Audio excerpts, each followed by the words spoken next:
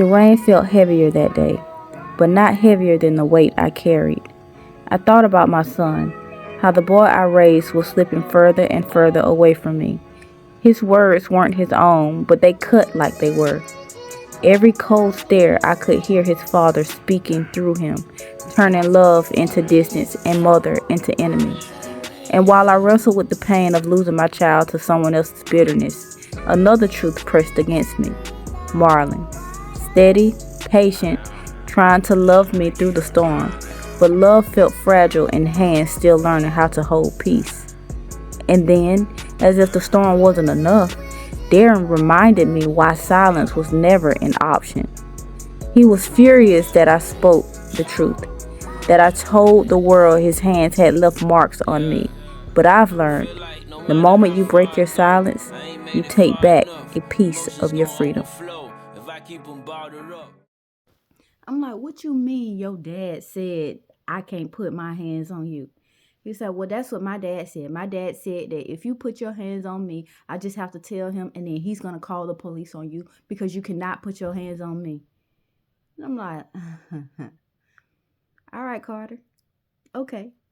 And I took his little hand and drug his ass to the goddamn car because I'm just like, I know how this is about to play out. If I take you to the bathroom and pop your legs instead, like, forget what you just said, just pop your legs just for the disrespect that came out of your mouth, you're going to tell your dad and it's going to be an issue. But if I do nothing, you're going to tell your dad and then y'all probably going to chill about it. So it's just like, what? So I dragged him back to the car and I'm mad. Martin's like, just don't worry about it, baby. It's okay. I'm gonna have a talk with his dad. I'm like, what you mean? He was like, is there any way that like I can get his number to like have a talk with him so we can like sit down and establish boundaries? I'm like, boundaries? He's like, yes, since I'm gonna be around his son, I want him to know me and to like, let me know his boundaries so that I don't cross them. Because, I am a man that's going to be around his child. So I want to respect that. So maybe we can like sit down, grab a beer and talk about it. I'm like, this is Carter's dad. He not going to damn talk to you. I'm like, he's not. He's like, you never know. If he is, you said he's older, right? I said, yeah, he's like what, 46? 46? Yes, he's way older. He was like, well, okay then, as an older man, he should want to sit down and, meet me and talk about his boundaries. He should want to do that for his son. I was like, well, I didn't give you his number, but I'm going to text him myself because on the way down, Carter was just like, his dad said I can't put my hands on him. I was like, he said that? I'm like, yes, he said that. And he said that if he go back and tell his dad that I put my hands on him, his dad is just going to call the police on me. He was like, what? But don't he know that Carter's disrespectful? Like, I've never seen a kid this disrespectful before.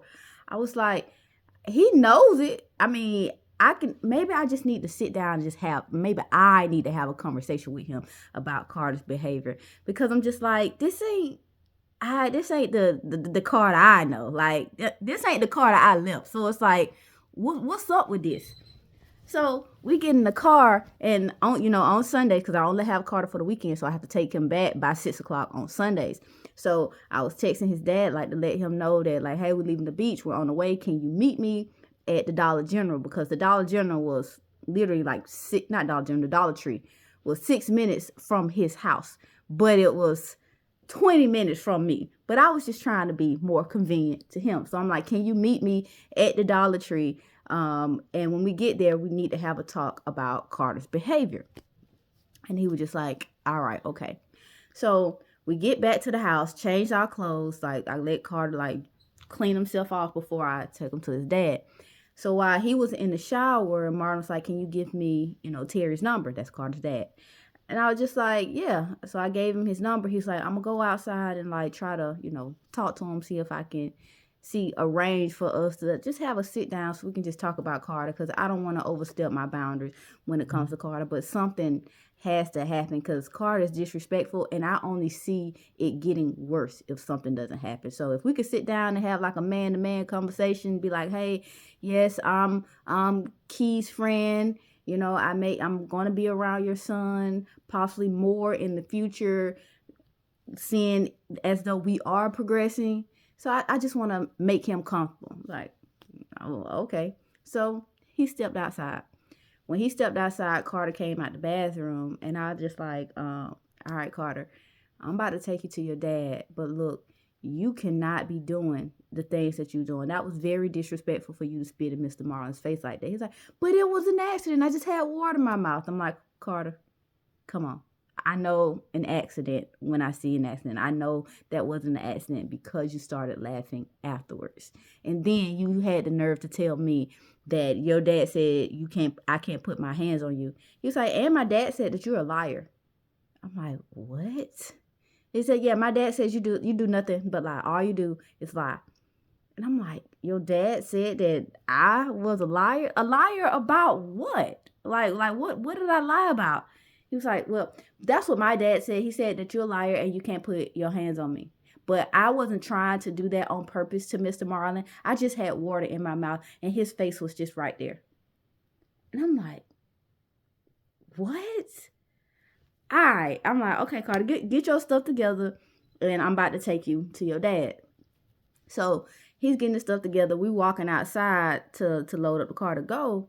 Marlon gets out of his truck fuming. And I'm like, hey, we about to go. I'm about to drop Carter off. I'll be right back. Okay. And he was just like, he didn't answer.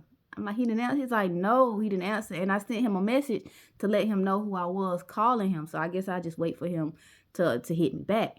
And I was just like, oh, okay. All right. Well, I'm about to take like Carter on. So I go meet Carter's dad. When we get there, he gets out the car. Carter gets out the car, runs up to him. He grabs Carter, picks Carter up, and like was just hugging him. Like, oh, I missed you. And I'm just like, in my head, I'm like, it's literally been one day, but all right, go ahead. And then he proceeds to put Carter in his car seat. Carter was not riding in the 8-point harness. He was still riding in a regular kid's car seat. And Carter is a hefty. He's very husky. He's a very husky 6 turning 7-year-old. So it's just like he needs to be in a booster seat, but he picked him up, strapped him into his car seat, gave him a kiss, and then he came and looked at me, and I was just like, look, we need to talk about Carter's disrespect. He was like, well, Carter's not disrespectful to me. I was like, well, he's becoming a little disrespectful when I have him. Not only is he disrespectful towards me, he's disrespectful towards my friend and also my mom and my sisters.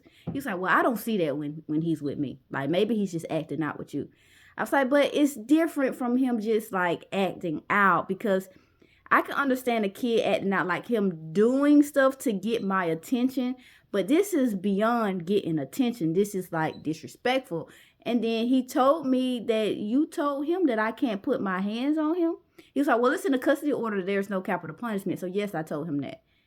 And I'm just like, but don't you see how that is like a little detrimental to me trying to parent him when he's being disrespectful? If you already put that seed in his head that I can't do anything to him for being disrespectful. And he was just like, well, he's not disrespectful to me. He's just acting out with you because he don't know you and you ain't been around. And I'm just like, I left for a little bit, but I was constantly on the phone with Carter. I was talking to him every day. So it's not like I just abandoned him and he don't know who I am. Like, he was still building a bond with me. But this new Carter that I'm getting, I don't know, and I'm trying to know him. He's like, well, yeah, you just need to spend more time with him. I was like, okay. So if I ask you for more time with him, will I be able to get more time with him? He's like, yeah, if we're not doing nothing, sure. Because he needs his mom. I was like, okay. So to me, I'm thinking like, okay, that's good to know that if I ask for more time with Carter, you going to give it to me. You just said that you was going to give it to me. All right, cool. Because I know we still trying to do this whole custody thing. We still got to wait to go before a judge. But you just agreed if I wanted a little bit more time with Carter, you was going to give me a little bit more time with Carter. All right, cool.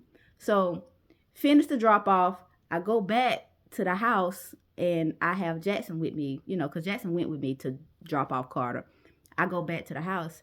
And when I get back to the house, Martin was just like, are you going to spend a night here? Or are you staying with Liz? And I looked at Jackson. I was just like, Jackson, are you okay with staying here tonight? And Jackson's like, yeah, we can stay. So I'm like, okay, so we'll stay here tonight.